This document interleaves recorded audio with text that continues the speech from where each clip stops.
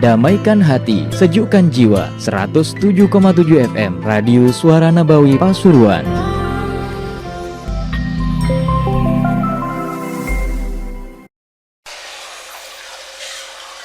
Assalamualaikum warahmatullahi wabarakatuh. Waalaikumsalam warahmatullahi wabarakatuh. Bismillah walhamdulillah wassalatu wassalamu ala rasulillah Sayyidina Maulana Muhammad bin Abdullah wa ala alihi wa sahbihi wa man walah wa la hawla wa la quwwata illa billah, amma ba'du. Hadirin sekalian dan hadirat yang rahmati Allah, syukur alhamdulillah pagi hari ini pengajian kita ketemuan seorang ulama dari Yaman yang pernah tahun yang lalu juga hadir di majelis kita, yaitu Al-Habib Zaid bin Yahya. Tentunya kesempatan bagi kita untuk menggali ilmu-ilmu beliau, dan harapan kita akan menjadi ilmu yang bermanfaat, yang menghantarkan kepada kita dalam keridhaan Allah dan keselamatan dunia sampai akhirat. Tapi sebelum dimulai, saya minta jangan ada yang banyak ngomong, khususnya ibu-ibu. Kalau ada yang ngomong, ditegur oleh orang yang ada di sampingnya, dan anak-anak supaya ditertibkan, serta bagian ketertiban keamanan tidak pakai livery, sehingga majelis ini betul-betul menjadi majelis yang khusyuk. Diniati untuk diamalkan ilmu yang akan kita dapatkan. Fadhal Habib. Baik,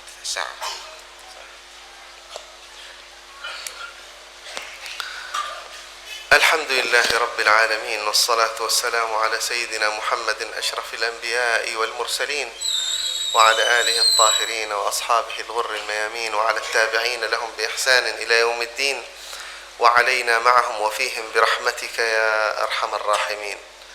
فأسأل الله عز وجل أن يديم هذه المجامع في هذه البكوريات، في بكور هذا اليوم وفي صبيحة هذا اليوم وفي افتتاح هذا اليوم.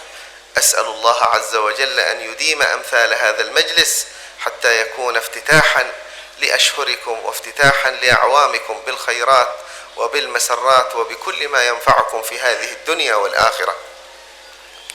وإن ما أكرمنا الله عز وجل به من هذا الدين العظيم ومن هذا الصفاء ومن هذه السعة ومن هذا الأمان الذي نعبد الله به، والذي نجلس مثل هذا المجلس الذي فيه من أطايب عطاءات الله عز وجل، ففيه ذكره سبحانه وتعالى، وفيه الأذكار التي أوصى بها نبينا صلى الله وسلم وبارك عليه وعلى آله، فهو مجلس ذكر تجتمع فيه بشارات الحبيب صلى الله عليه وسلم من نزول الملائكة ومن غشيان الرحمة ومن وجود السكينة ومن وجود حلقات من الملائكة إلى آخر أن يصلوا إلى الله عز وجل فيسألهم عن مثل هذا المجمع فيجيبونه بتلك الأجوبة التي يكون ختامها: اشهدوا يا ملائكتي أني قد غفرت لهم.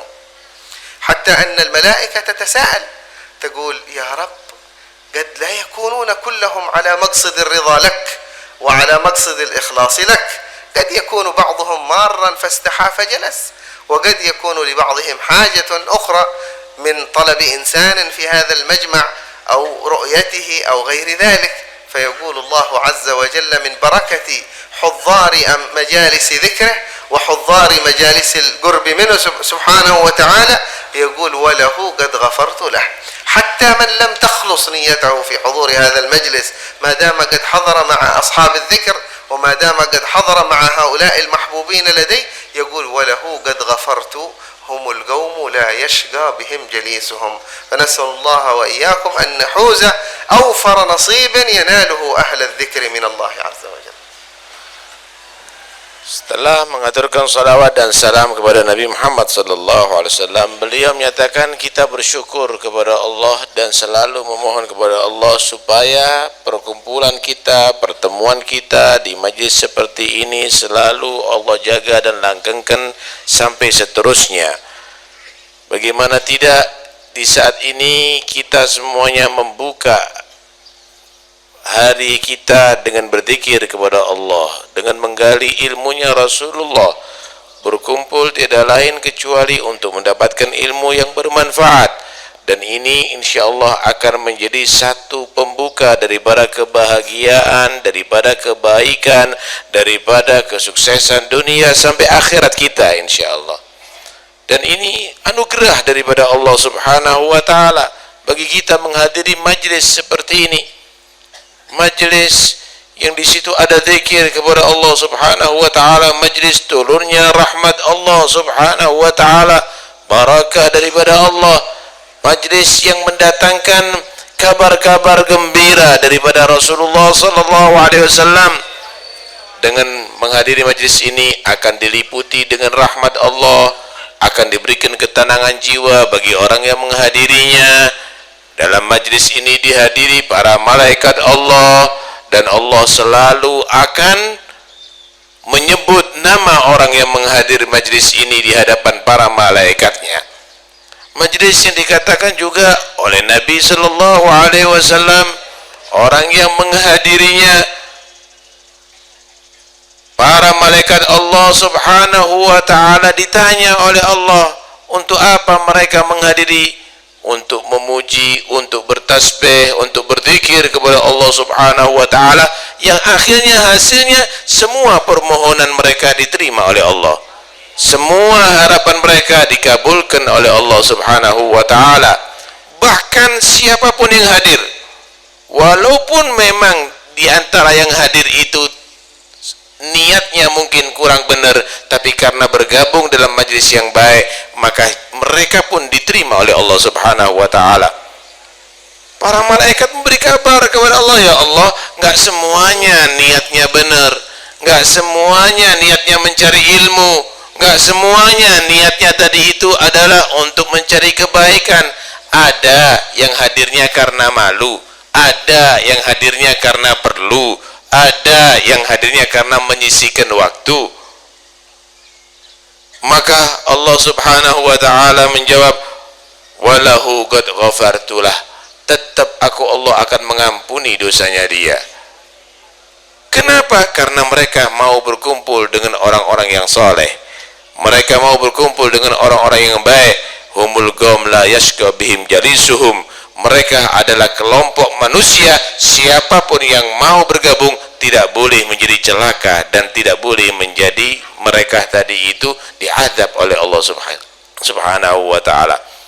Semoga kita semuanya menjadi orang-orang yang sukses dan berhasil mendapatkan kabar-kabar gembira dari Nabi Muhammad sallallahu alaihi wa alihi wasallam.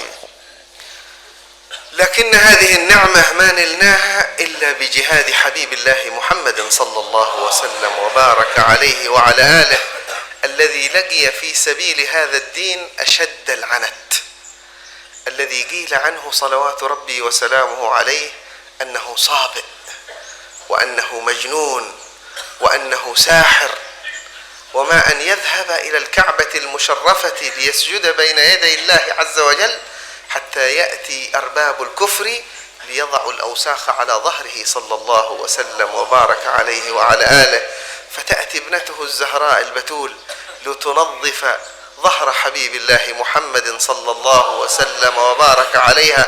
ولذلك كان من أسمائها ومن ألقابها أنها أم أبيها رضوان الله عليها، رغم صغر سنها إلا أنها كانت تقوم بهذا الدور، ولذلك كانت مكانتها عظيمة في صدر رسول الله صلى الله عليه وسلم.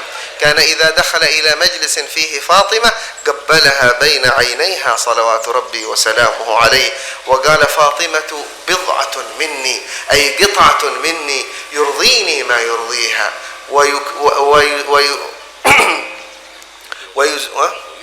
ويبغضني ما يبغضها صلى الله وسلم مما حباها الله عز وجل من الاستقامة ومن الوراثة لأبيها، فكانت أخلاقها نورا على نور، كانت أخلاقها عظيمة، حتى أن النبي صلى الله عليه وآله وسلم سأل أصحابه في مرة من المرات: ما هو خير للرجل وما هو خير للمرأة؟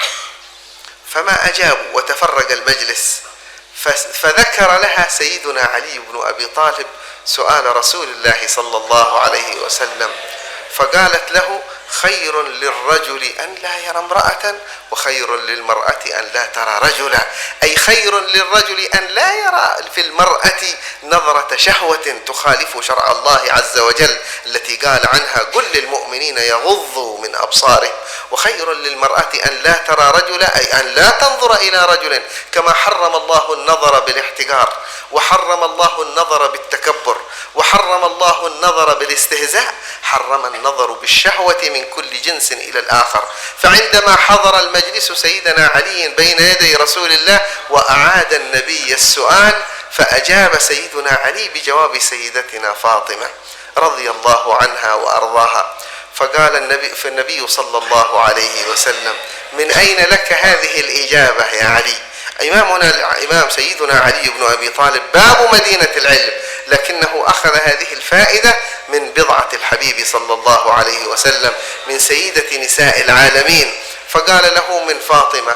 قال: ذرية بعضها من بعض، وسر قلب رسول الله صلى الله وسلم وبارك عليه وعلى آله. Ketahuilah bahwa nikmat yang kita sekarang rasakan ini hasil daripada perjuangan Rasulullah SAW. Perjuangan yang sangat banyak tantangan risikonya. Perjuangan Nabi setelah beliau dicaci maki, setelah beliau dituduh pembohong, tukang sihir atau kena sihir, orang yang gila. Bahkan ketika beliau ada di hadapan Ka'bah, datang orang-orang kafir kepada beliau dan menaruh kotoran di atas kepala beliau. Kotoran dalam perut unta, sehingga beliau tidak dapat mengangkatkan kepalanya. Dan datang melihat kejadian itu putri beliau Fatimah Az-Zahra mendekat kepada Rasulullah, dibersihkan itu daripada ayahnya Rasulullah sallallahu alaihi wasallam. Begitu luar biasa perjuangan itu, dan kita sekarang merasakan nikmatnya pada pagi hari ini. Dan bagaimana putri beliau terhadap ayahnya, selalu mendampinginya, selalu merawatnya, sehingga beliau dijuluki Ummi Abiha, ibu ayahnya. Beliau selain menjadi putri daripada Rasulullah, beliau sebagai ibu Rasulullah yang selalu memperhatikan dan merawat Rasulullah SAW. Lihat bagaimana akhlak beliau Fatimah Az-Zahra, sehingga Nabi SAW bersabda, Fatimah bid'atun minni. Fatimah adalah bagian daripada organ tubuhku. Membuat senang Fatimah siapa membuat senang aku, siapa membuat senang Fatimah. Membenci aku, siapa orang yang membenci Fatimah, kata Rasulullah. Akhlak beliau yang luar biasa. Diceritakan pernah Rasulullah SAW bertanya kepada para sahabatnya, sama dengan seorang guru bertanya kepada murid-muridnya. Nabi bertanya, ma huwa khairun lil rajul wa ma huwa khairun lil mar'ah? Apa kebaikan yang diperbuat oleh seseorang lelaki, dan apa kebaikan yang diperbuat oleh seorang perempuan? Seakan-akan menjadi PR bagi mereka. Pulang semua para sahabat memikirkan jawaban itu, termasuk Sayyidina Ali bin Abi Thalib, menantu Rasulullah. Sesampai ada di rumah, Sayyidina Ali bin Abi Thalib merenungkan itu, dan Siti Fatimah merasa ada yang dipikirkan oleh suaminya, bertanya, apa? Wahai suamiku, Maka Sayyidina Ali menjawab, aku memiliki jawaban daripada pertanyaan Nabi, apa kebaikan yang terbaik dilakukan oleh orang lelaki dan apa kebaikan yang diperbuat oleh perempuan. Maka Fatimah menyatakan, aku mengetahui yang dimaksud oleh Nabi. Siti Fatimah menyatakan, khairun lil rajul an la yara imra'atan wa khairun lil mar'ati an la tara rajula. Lelaki yang baik itu adalah yang belum pernah dengan matanya memandang perempuan yang tidak halal baginya. Perempuan yang baik adalah perempuan yang belum pernah memandang laki-laki yang tidak halal baginya. Ini adalah sesuai dengan firman Allah, qul lil mu'minina yaghuddu min absarihim wa yahfadhu furujahum, dan qul lil mu'minat wa qul lil mu'minat yaghuddna min absarihinna wa yahfadhna furujahunna. Katakan kepada lelaki yang beriman, hendaknya menjaga pandangan matanya tidak melihat yang diharamkan oleh Allah dan menjaga kehormatannya daripada perbuatan zina. Begitu juga katakan kepada perempuan-perempuan beriman, hendaknya menjaga pandangannya daripada melihat yang tidak dihalalkan oleh Allah dan menjaga kehormatannya daripada perbuatan zina.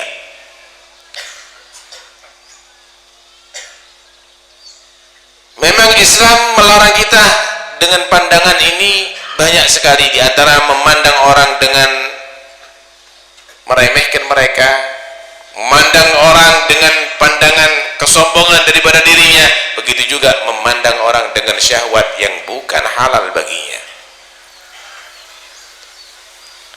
Sayyidina Ali setelah mendapatkan jawaban daripada putrinya Fatimah, esok harinya datang kepada Rasul, disaksikan juga dengan sahabat. Kemudian Nabi bertanya, siapa yang bisa menjawab? Sayyidina Ali menyatakan, aku.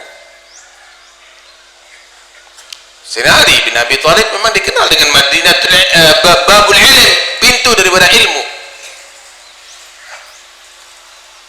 Sayyidina Ali menjawab, sebaik-baik yang dilakukan oleh lelaki tidak memandang seorang perempuan, begitu juga sebaik-baik yang dilakukan oleh perempuan tidak memandang seorang lelaki yang bukan halal baginya.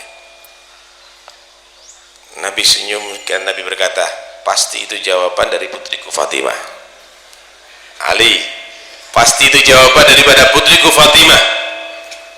Maka Sayyidina Ali menyatakan, iya ya Rasul, dari putri anda Fatimah az-Zahra.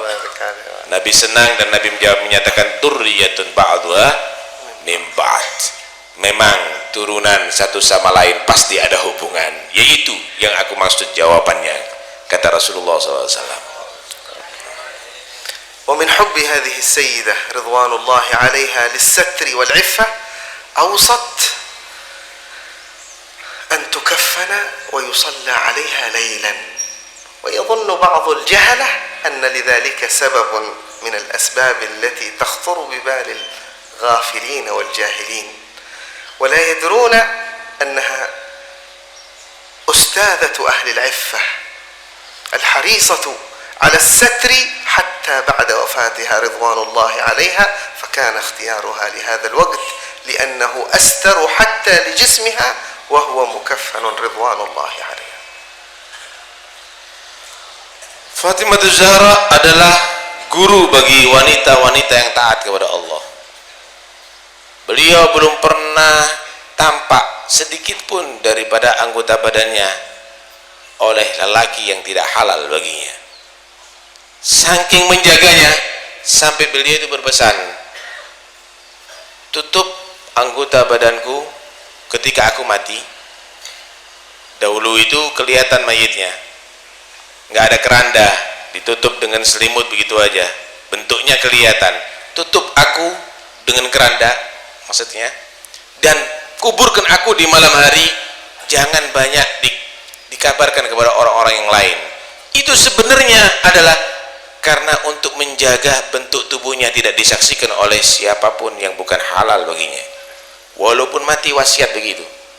Sebagian orang-orang yang bodoh hanya Dia berpendapat bahwa Siti Fatimah itu berwasiat karena kedendaman, karena kebencian, supaya nggak diketahui oleh beberapa orang yang dibenci sama dia. Sebenarnya bukan itu. Beliau menjadi panutan bagi seluruh wanita. Jagalah aurat kamu, lihat Fatimah Zahra, walaupun meninggal pun belum pernah disaksikan tubuhnya oleh laki-laki yang tidak halal baginya. فلم تكن سيدتنا سيدة نساء أهل الجنة إلا بجهادها مع رسول الله صلى الله عليه وسلم. وهذا سيدنا أبي بكر الصديق الذي كان ينافح عن رسول الله في بداية الدعوة حتى يضربونه حتى يسقط على الأرض وهو يقول: أتقتلون رجلا أن يقول ربي الله؟ ماذا تحملون على رسول الله صلى الله عليه وسلم؟ ماذا تنزعجون من دعوته وهو يدعوكم إلى الحق سبحانه وتعالى؟ فكان بذلك الصديق الذي عندما اهتزت بعض القلوب عند حادثة الإسراء والمعراج كان جبلا راسخا. جاءه المشركون ليزعزعوه كما زعزعوا بعض ضعاف الإيمان. تعال يا أبا بكر، هذا صاحبك يدعي أنه أسري إلى بيت المقدس في ليلة وعاد، ونحن نذهب إليها شهرا ونعود بشهر. فقال لهم جواب الثابت الراسخ المصدق برسول الله صلى الله عليه وسلم: إن كان قال فقد صدق.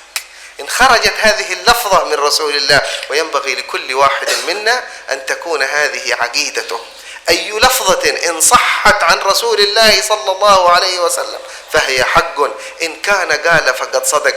إني أصدقه في حديث السماء ينزل عليه في الساعة، أفلا أصدقه في إسرائه إلى بيت المقدس؟ فرضي الله عنه وأرضاه. Inilah ratu pemimpin daripada segala putri, segala wanita yang masuk surga Allah, Sayyidatun Nisa Ahlil Jannah. Begitu juga Sayyidina Abu Bakar As-Siddiq radhiyallahu an. Beliau adalah penerus Rasulullah setelah wafat Rasulullah, yang memegang tampuk kepemimpinan setelah meninggal beliau sallallahu alaihi wasallam. Begitu besar perjuangannya, pembelaannya terhadap Nabi, sehingga ketika Rasulullah sallallahu alaihi wasallam hendak dijerat oleh orang kafir, beliau datang membela Rasulullah, melindungi Rasulullah, bahkan dipukuli beliau sama orang-orang kafir sampai jatuh, sambil beliau menyatakan: "Ataqtuluna rajulan ayyaqula rabbi Allah?" Apakah kamu akan membunuh seseorang hanya karena menyatakan Tuhanku adalah Allah? Apa salahnya Muhammad Rasulullah? Begitu pembelaan Sayyidina Abu Bakar As-Siddiq radhiyallahu anhu terhadap Rasulullah. Dan ketika Rasulullah sallallahu alaihi wasallam diisrakan oleh Allah, kemudian orang-orang kafir ingin mempengaruhi keyakinan ideologi Sayyidina Abu Bakar As-Siddiq, memanggil, lihat Abu Bakar, bagaimana teman kamu ini Muhammad, dia udah berhayal, keterlaluan. Dia menyatakan Tuhannya telah memperjalankan dari Masjidil Haram ke Masjidil Aqsa hanya dalam sebagian malam hari. Masuk akalkan itu Abu Bakar? Gimana pendapat kamu? Beliau keimanannya bukan keimanan yang lemah. Beliau keimanannya bagikan gunung yang kokoh. Sayyidina Abu Bakar As-Siddiq berkata, "In kana qad qala faqad sadaq." Jika ada Muhammad mengkabarkan begitu, pasti benar. Keyakinan ini yang harus kita miliki. Semua yang dikatakan oleh Nabi tidak pernah boleh diragukan. Wajib kita percaya dengan Rasulullah sepercaya payahnya 100%. Itulah Abu Bakar As-Siddiq. Bahkan Sayyidina Abu Bakar As-Siddiq menyatakan,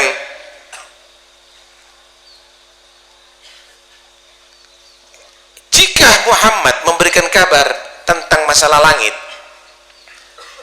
dan dia pergi ke langit dalam waktu sesaat, sebentar saja, maka aku percaya. Apalagi yang dikabarkan hanya dari Masjidil Haram ke Masjidil Aqsa dan waktu yang singkat. Jangan ke antara bumi, ke langit dalam waktu yang singkat pun. Aku percaya inilah as-siddiq, seseorang yang benar-benar mempercayai dan membenarkan kabar daripada Muhammad Rasulullah SAW. Padahal Nabi belum menceritakan Mi'raj ya, masih menceritakan Isra, kebulatan dan kesempurnaan iman Sayyidina Abu Bakar As-Siddiq. وإذا ذكرنا مؤذن رسول الله سيدنا بلال الذي ذكره عطر في مجالسنا، فإنه أيضا لم ينال ما نال إلا بجهاد في سبيل الله عز وجل.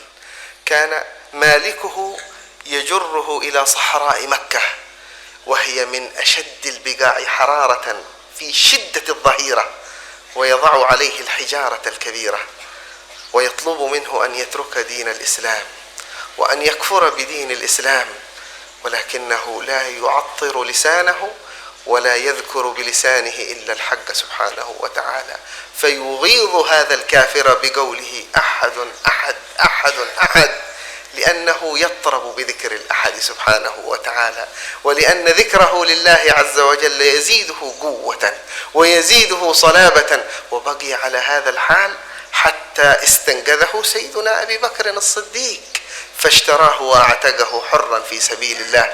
ولذلك كانوا يقولون انظر، الذي كان ينظر إليه من قبل الكفر أنه عبد خادم محتقر، يقولون بلال سيدنا واعتقه سيدنا، أي هو سيد من سادات الإسلام، واعتقه سيد من سادات الإسلام.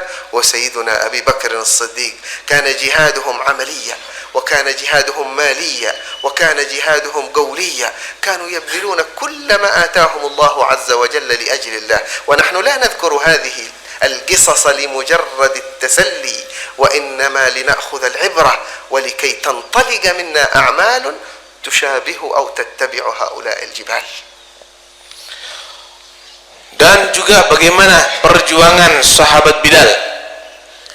Sahabat Bilal radhiyallahu anhu, seorang budak yang dimiliki oleh seorang kafir yang sangat bengis, yaitu Umayyah. Sahabat Bilal ditarik, digeret menuju ke padang pasir di kota Mekah yang sangat panas. Disiksa ada di sana. Lebih daripada itu, perutnya ditaruh batu-batu yang sangat besar sehingga sulit untuk bernafas. Dengan harapan si pemilik Bilal menjadi orang kafir, Bilal kembali kepada agama penyembah berhala dan mengkafiri Muhammad Rasulullah. Tapi Bilal penuh imannya dalam hatinya. Beliau tetap menyatakan ahad, ahad, Allahu ahad.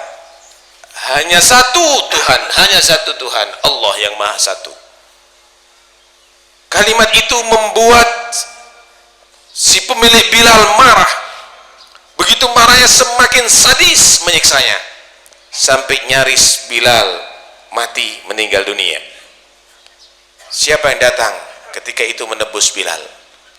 Sayyidina Abu Bakar As-Siddiq lagi datang dengan membeli Bilal dengan berlipat ganda harga yang tidak semestinya. Dibeli oleh Sayyidina Abu Bakar As-Siddiq, dan jadilah Bilal jadi sahabat yang sangat besar. Seorang budak setelah menjadi sahabat karena dia menjadi orang yang dekat dengan Nabi, maka Nabi menyatakan Bilal sayyiduna wa ataqahu sayyiduna. Kata Rasulullah, Bilal adalah pemimpin kita, dan yang membebaskan Bilal adalah pemimpin kita. Siapa dia? Abu Bakar As-Siddiq radhiyallahu anhu. Karena itu perjuangan ini adalah menggambarkan bagaimana kewajiban kita sebagai orang yang beriman untuk mempertahankan iman ini. Cerita-cerita ini bukan hiburan, bukan dongeng untuk kita, tapi ini diceritakan adalah semata-mata untuk menjadikan ibrah, pemikiran bagi kita, renungan bagi kita, untuk bisa kita meniru, meneladani mereka semuanya. وإذا انتقلنا إلى آل ياسر وما أدراك ما آل ياسر أسرة كاملة تعذبت في سبيل أن نجلس مثل هذه الجلسة، في سبيل أن نطمئن في عباداتنا، في صيامنا، في حجنا، في صلواتنا، في ذكرنا، في كل ما نعيشه الآن من ثمرات جهاد أولئك. آل ياسر، سيدنا ياسر وابنه عمار وأمهم العظيمة أول شهيدة في الإسلام سيدتنا سمية، كانوا يجلدون صباحا ومساء لكي يتراجعون عن دين الإسلام، فقتل سيدنا ياسر وعذبت سيدتنا سمية حتى قتلوها قتلة حقيرة تدل على خباثة طبع أولئك. لقد طعنها أحدهم في العضو الذي تستحي المرأة من ذكره، ولكن أكرم بالمقام الذي تناله أول شهيدة في الإسلام. إذا تفاخر أهل الشهادة فإن رايتهم بيد سيدتنا سمية. وأما سيدنا عمار فقد اشتد عليه الأذى، فكان ممن تشملهم الآية إلا من أكره وقلبه مطمئن بالإيمان. وكان النبي يمر عليهم ويبشرهم: أبشروا آل ياسر، أبشروا آل ياسر. بماذا يبشرهم البشير صلوات ربي وسلامه عليه؟ قال: أبشروا فإن موعدكم الجنة، لا أعدكم إلا بلقاء في الجنة يا أهل الشهادة، يا أهل الجهاد، يا أهل الصبر. فرضي الله عن أصحاب رسول الله وآل بيت رسول الله. Dan mari kita berpindah melihat bagaimana keadaan keluarga Al-Yasir. Keluarga Al-Yasir, beliau adalah Yasir seorang yang beriman kepada Allah, dan keluarganya demikian juga yang mempertahankan ajaran iman ini sampai seluruh keluarganya tewas. Dan hasilnya kita merasakan sekarang ini karena perjuangan mereka. Kita duduk karena perjuangan mereka. Kita bisa memetik ilmu-ilmu agama karena perjuangan mereka. Al-Yasir mempunyai seorang istri yang bernama Sumayyah dan punya anak yang bernama Ammar bin Yasir. Setiap hari pagi dan sore dicambuk Al-Yasir, padahal sudah tua Yasir ini, sampai akhirnya meninggal dunia. Begitu juga istrinya, begitu dahsyatnya menyiksa seorang perempuan ini, sampai-sampai satu di antara mereka membawa tombak dimasukkan ke dalam rahimnya, meninggal dunia, dan dia menjadi seorang perempuan yang meraih menjadi mati syahid pertama dalam Islam. Jika orang merasa bangga karena dia menjadi orang yang tewas karena syahid memperjuangkan agama Islam, ketahuilah seorang perempuan yang pertama mati di dalam membela iman, yaitu Sumayyah, istri daripada Yasir, ibu daripada Ammar bin Yasir. Giliran anaknya Ammar bin Yasir akan dipenggal, tanpa sadarkan diri Ammar bin Yasir menuruti kehendak orang-orang kafir yang memaksa untuk keluar dari agama Islam. Tetapi turun ayat Al-Quran yang menyatakan Ammar bin Yasir berbicara bukan dari hati, hanya karena dalam keadaan dipaksa. Illa man ukriha wa qalbu mutmainnum bil iman. Allah menyatakan hatinya Ammar bin Yasir tetap mantap keimanannya, tapi lisannya karena dipaksa sehingga dapat mengeluarkan kalimat yang mengarah kepada kekufuran. Artinya itu semuanya hanya karena paksaan, bukan karena daripada suara hati Ammar bin Yasir. Kemudian Nabi menghampiri Ammar bin Yasir setelah ayahnya tewas mempertahankan iman, ibunya tewas mempertahankan iman, sampai Nabi menyatakan absyiru al-Yasir, berbahagialah semua keluarga Yasir, berbahagialah semua keluarga Yasir. Tahukah apa kabar gembira dari Nabi? Kabar bahagia bahagia dari Nabi? Fa inna mau'idahum al-jannah. Kata Nabi, sesungguhnya kami berjanji bertemu bersama mereka ada di surga. Berjanji bertemu, Nabi berjanji akan menemui mereka ada di surga Allah Subhanahu wa ta'ala. Hasil daripada perjuangan yang begitu besar, jihadnya, mempertahankan imannya, maka Nabi menyatakan bertemu nanti ada di surga Allah Subhanahu wa ta'ala. سيدنا عثمان بن مظعون كان في حالة حسنة لم يكن أحد يؤذيه. لماذا؟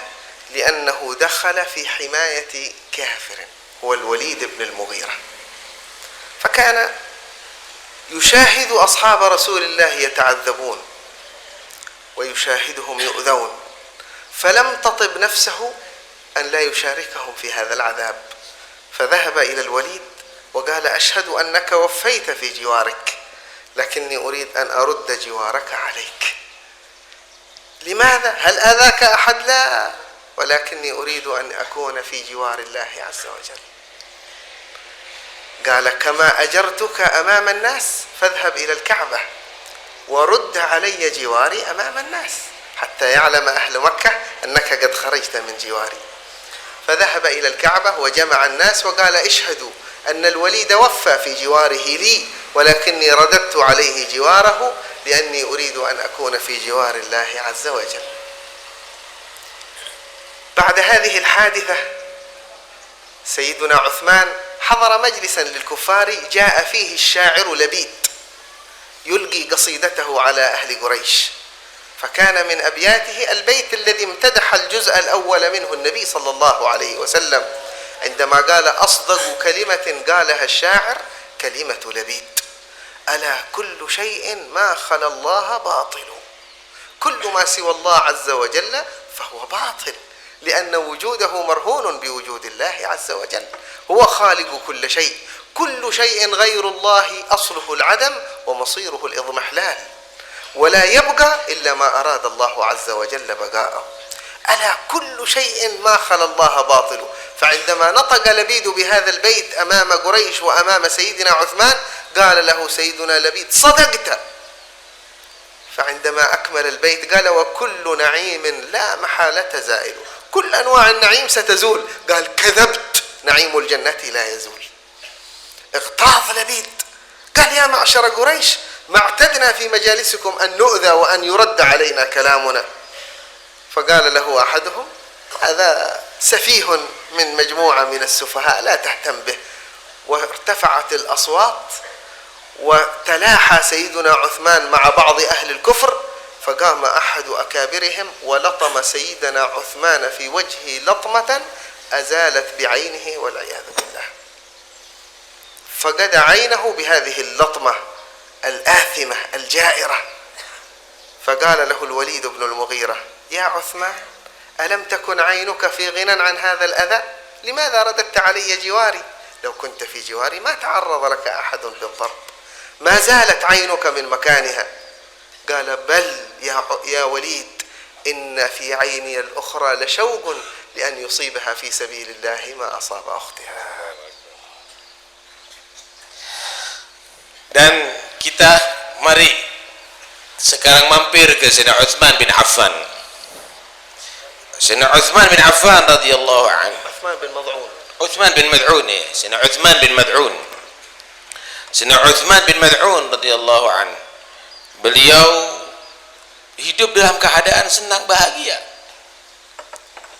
dalam asuhan dan bimbingan serta dalam lindungan seorang yang disegani di saat itu tapi musyrik kafir benci kepada Rasulullah, Walid bin Mughirah.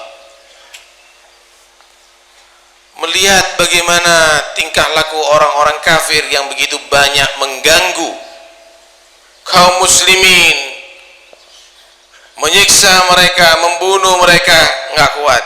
Utsman bin Mad'un datang kepada Walid bin Mughirah, wahai Walid, engkau sudah banyak berbuat kepada aku, melindungi aku, membiayai aku, merawat aku. saya sekarang udah selesaikan kepada anda, saya serahkan lagi, nggak usah lagi dah memperhatikan aku. Heran Walid bin Mughirah, kenapa Utsman bin Mad'un demikian ini? Ternyata Utsman bin Mad'un adalah orang yang mengikuti agama Rasulullah. Kata Walid bin Mughirah, tahukah kamu, aku menyatakan kamu dalam lindunganku di hadapan orang-orang. Sekarang kamu harus mengembalikan juga di hadapan orang-orang, supaya orang-orang tahu bahwa kamu itu bukan dalam tanggungan Walid bin Mughirah. Dan apa yang kamu rasakan setelah itu? Orang itu menghargai kau itu karena aku, namaku, kata dia. Kamu minta apa? Ngomong di muka Ka'bah, serahkan kamu itu kepada aku, dan kamu saya nyatakan bukan dalam lindunganku, dalam jaminanku. Kemudian si Utsman bin Mad'un di hadapan halayak ramai menyatakan, saudara-saudara semuanya, kata dia, saya dahulu dalam lindungan dan jaminan Walid bin Mughirah, sekarang saya sudah serahkan kembali dan saya bukan dalam jaminannya dan lindungan dia lagi, tapi sudah aku dalam lindungan dan jaminan Tuhan Allah. Begitu hebatnya itu Utsman bin Mad'un. Setelah dia menyatakan begitu, datang seorang syair yang bernama Labid. Syair tadi itu dia membawa satu bait syair. Di antaranya yaitu ala kullu syai'in ma khalallaha batilu. Sesungguhnya segala sesuatu selain Allah itu adalah batil, musnah, hilang. Kata Sayyidina Utsman bin Mad'un, benar, apa yang kamu katakan adalah benar. Diteruskan syair tadi itu dengan bait yang berikutnya, wa kullu na'imin la mahalata za'il, wa kullu na'imin la mahalata za'ilu, dan semua nikmat pasti akan juga hilang dan musnah, habis. Kata dia, kadzabtah, bohong, nikmat yang tidak habis ada, yaitu surga Allah Subhanahu wa taala. Labid ini tukang syair yang belum pernah ditentang, belum pernah dijawab.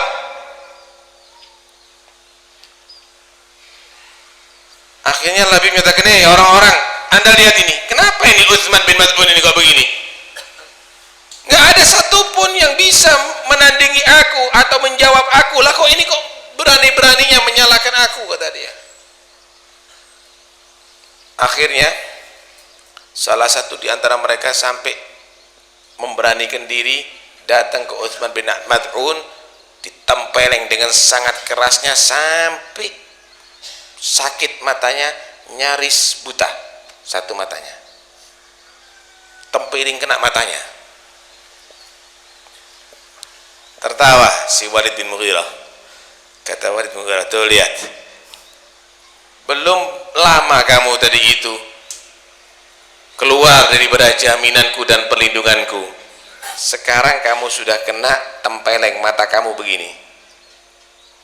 Kalau kamu itu dalam jaminanku, mata kamu selamat, nggak mungkin akan sakit seperti begini. Bagaimana jawaban Utsman bin Mad'un? Tahukah kamu, mataku yang sekarang sembuh ini juga menginginkan merasakan sakitnya sekarang seperti mataku yang kena tempeleng ini. Kenapa? Ini sakit adalah mendapatkan ridha Allah. Tuh lihat bagaimana perjuangan saudara. Nggak gampang mendapatkan derajat itu, tapi lewat perjuangan jihad. وفي هذه الأيام لا يوجد في بلادكم والحمد لله جهاد مع مشركين، ولكن هناك أنواع من الجهاد الأخرى.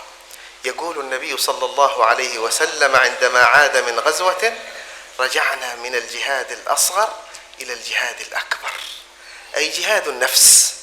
النفس تريد الشهوة، النفس تريد الغفلة، النفس تريد أن تأخذ هواها وأن تأخذ حقها وأن تبث حقدها وأن تبث حسدها وأن ترد على المسيء بالإساءة. لكن النبي صلى الله عليه وسلم يبين لنا أن جمعنا لهذه النفس وأن ردنا لهذه السيئات هو جهاد ليس بجهاد فحسب، بل جهاد أكبر، جهاد أعظم. ولذلك يقول لأحد من يطلب منه الجهاد، يقول له: هل لك والدين؟ قال: نعم، عندي والد ووالدة. قال: ففيهما فجاهد. ويقول للنساء: إن الله جعل لكن جهاد لا سيف فيه ولا قتال، والحج والعمرة. إذن أعمال ديننا تحتاج منا لجهاد. كيف نقيم في بيوتنا شريعة الله؟ كيف نحارب مظاهر الكفر ورغبات الكفر وقصص الكفر ومرادات الكفر في بيوتنا، في عقول أطفالنا، في عقول بناتنا، في مسيرة حياتنا؟ هذا هو الجهاد الذي يناط بنا. إن أولئك الذين هم تيجان على رؤوسنا بذلوا أرواحهم لأجلنا، أفلا نبذل في هذه الأيام هذا الجهاد وهذا القتال؟ فنكره كما كرهوا الكفر، نكره دخول الكفر، والكفر يدخل الآن إلى بيوتنا ويدخل إلى أجهزتنا. فإن كنا على يقين وإيمان واتباع لأولئك نكون أرباب محاربة لهذا، نكون أرباب تعظيم لما يعظمه الله عز وجل وتحقير لما يحقره الله عز وجل. Dan mari kita kembali kepada diri kita, daerah kita, negeri kita. Tidak ada peperangan lagi dengan orang kafir sekarang. Kita tidak ada jihad lagi menghadapi mereka dengan senjata. Tapi apakah berhenti itu jihad? Selesai itu jihad? Tidak. Kita memiliki masih jihad sekarang. Tapi jihad kita tidak sama seperti jihad yang dahulu. Jihad kita melawan diri kita sendiri. Dan jihad itu adalah jihad yang paling besar. Rasulullah bersabda, raja'na minal jihadil asghar ilal jihadil akbar, jihadun nafs. Kita keluar daripada jihad yang kecil, pulang daripada jihad yang kecil menuju kepada jihad yang besar, yaitu jihad melawan nafsu. Jihad melawan nafsu. Diri Anda menghendaki syahwat, diri Anda ingin merencanakan rencana jahat terhadap orang Islam, ingin merugikan mereka, ingin mengganggu mereka, tapi Anda cegah, Anda perangi diri Anda sendiri. Itu adalah bentuk daripada jihad yang harus kita lakukan sekarang. Bagaimana seseorang pemuda yang meminta izin kepada Rasulullah SAW ikut bergabung dalam jihad, Nabi bertanya kepada pemuda tadi itu, halaka walidan, punya abah ibu enggak? Punya bapak ibu enggak? Maka orang tadi jawab, punya ya Rasulullah. Fa fihi ma fajahid. Kalau gitu jihadlah kamu dengan berbakti kepada bapak dan ibu kamu. Lihat, bentuk jihadnya lain. Nabi mengarahkan bakti kepada orang tua, itu adalah bentuk daripada jihad, memperjuangkan agama Allah. Demikian juga kepada seorang perempuan, Nabi SAW menyatakan Allah menjadikan jihadnya seorang perempuan tidak dengan pedang dan senjata, tapi jihad seorang perempuan adalah haji dan umrah. Haji dan umrah. Jihad, saudara, tidak identik dengan senjata. Tapi sekarang kita perlu jihad ada di rumah tangga kita sendiri, ada di lingkungan kita sendiri, ada di keluarga kita sendiri. Tahukah Anda bagaimana mereka para sahabat Rasulullah jihad sampai mengembuskan nyawanya, mengorbankan harta bendanya? Semua itu dilakukan karena menghadapi kekufuran. Dan sekarang kekufuran itu merebak ke dalam rumah tangganya umat Islam. Jihad Anda adalah mencegah jangan sampai pengaruh orang-orang kafir masuk ke anak-anak Anda, kepada keluarga Anda, ke lingkungan Anda. Itu adalah jihad daripada yang sekarang. Sangat ironis sekali, mereka yang berjuang sampai mereka meneteskan darah dan melayangkan nyawa, mati untuk menghadapi orang kafir, tapi kita seakan-akan mengundang kebudayaan orang kafir ke rumah tangga kita. Kita biarkan anak-anak kita mengikuti mereka semuanya. Ini adalah bentuk pengkhianatan terhadap perjuangan daripada para sahabat dan pendahulu-pendahulu kita. ويقول للنساء عندما سألنه في موقف آخر يطلبن أن يجاهد، وانظر نساء رسول الله صلى الله عليه وسلم يردن الجهاد والقتال في سبيل الله عز وجل، وكان النبي يردهن، وكان بعضهن يساعدن في تضميد الجرحى وفي مساعدة الذين يصابون، فقال لهن إن حسن تبعلكن لأزواجكن يعدل درجة الجهاد في سبيل الله. إن حسن قيام المرأة بواجبها تجاه زوجها، في ذلك يقول صلى الله عليه وسلم إذا صلت المرأة فرضها وصامت شهرها وأطاعت زوجها دخلت جنة ربها.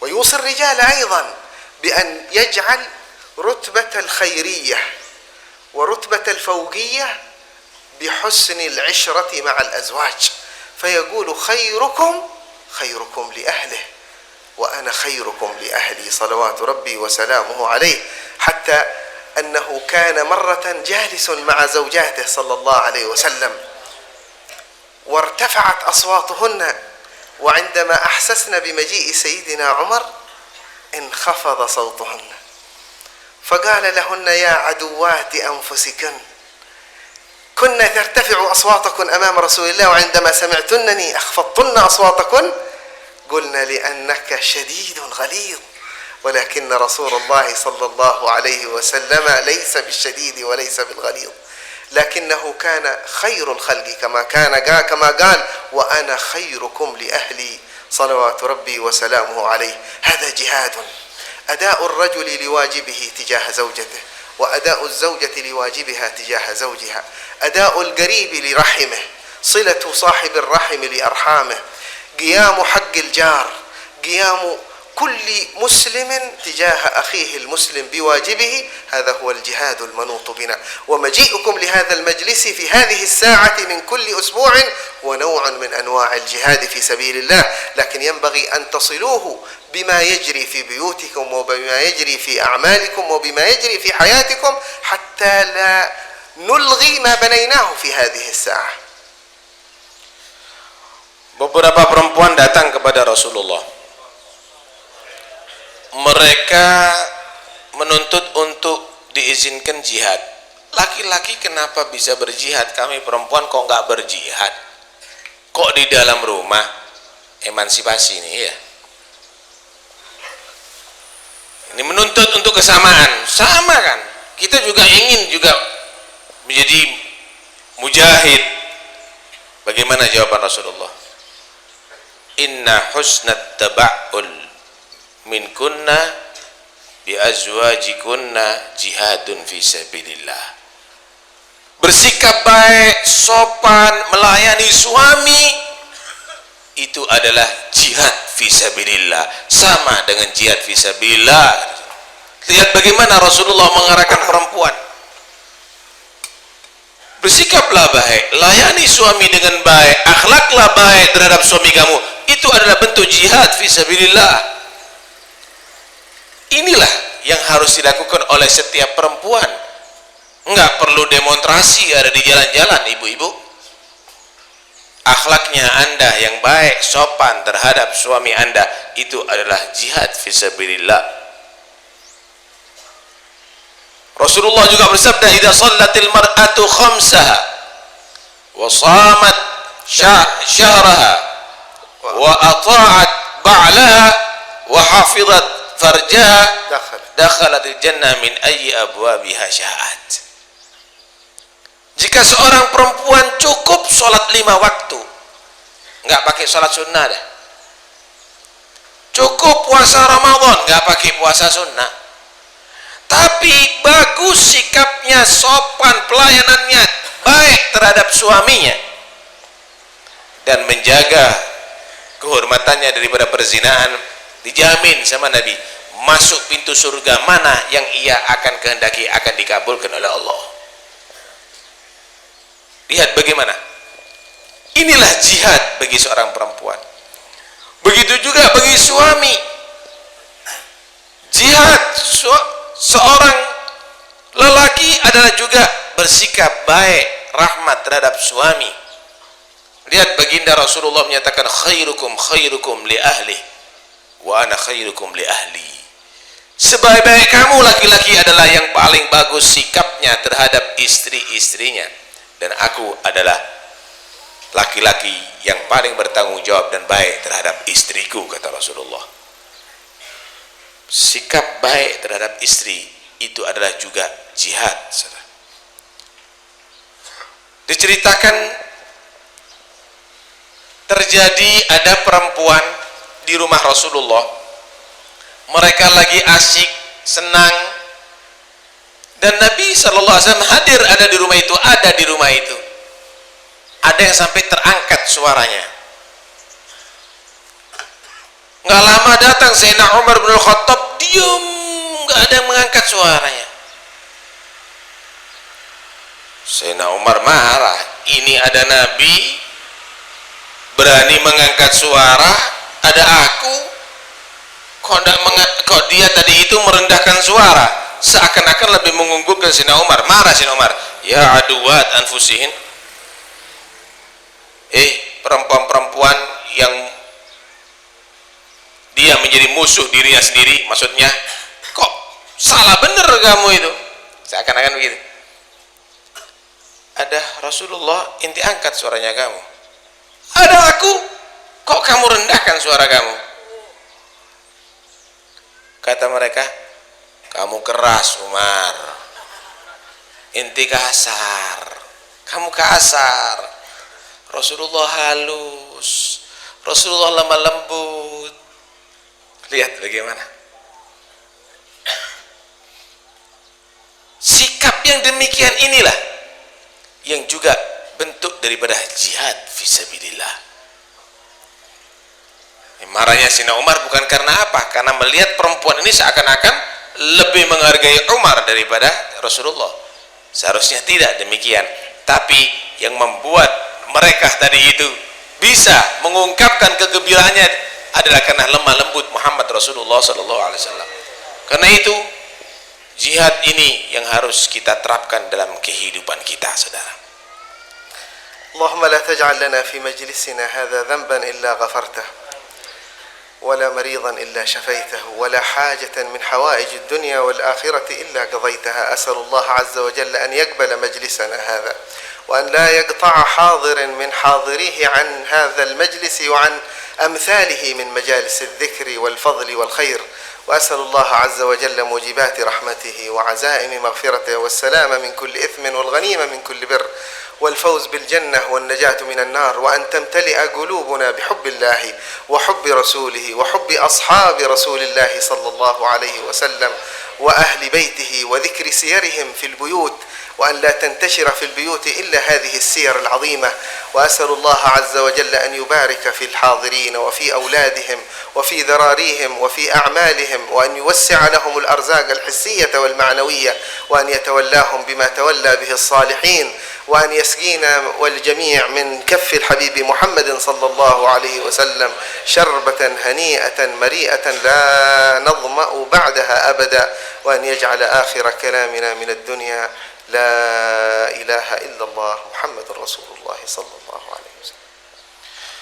Ada yang tersisipkan tadi di antara terjemah, dan hadirnya kamu di majelis ini adalah juga satu bentuk jihad fisabilillah. Bagaimana tidak kamu mempertahankan apa yang telah diperjuangkan oleh pendahulu-pendahulu kamu, ilmunya Nabi, majelisnya Nabi, majelis zikir, kamu pertahankan. Ini adalah bentuk jihad fisabilillah. Karena itu jangan berhenti ada di sini, sampai ada di rumah, ilmu yang ada di sini sampaikan, ajarkan kepada keluarga kamu, maka kamu terhitung adalah orang yang memperjuangkan agama Allah Subhanahu wa taala. Kemudian beliau mengakhiri dengan doa, semoga yang hadir dalam majlis ini yang mempunyai dosa diampuni oleh Allah, yang sakit diberi kesembuhan oleh Allah, yang punya hajat Allah sampaikan semua hajatnya. Dan semoga yang hadir ada di majlis ini serta keluarganya jadikan orang-orang yang baik, orang-orang yang sukses, orang-orang yang berbahagia selama dunia sampai akhirat, dan nanti di hari kiamat akan bisa bertemu dengan Rasulullah, dapat meneguk air telaga Haud Rasulullah sallallahu alaihi wasallam. Sekali teguhan akan hilang itu dahaga selama-lamanya, dan semoga insya Allah ilmu itu akan bisa kita amalkan dan tidak masuk kepada keluarga kita kecuali adalah jalan orang-orang yang soleh, akhlak orang-orang yang soleh, yang insya Allah akan ditiru oleh keluarga kita. Dan semoga kita jadikan pecinta Rasulullah, pecinta keluarga Rasulullah, pecinta para sahabat Rasulullah, pecinta pengikut Rasulullah, dan menjadi pengikut Rasulullah sejatinya. Amin Allahumma amin, amin Allahumma amin.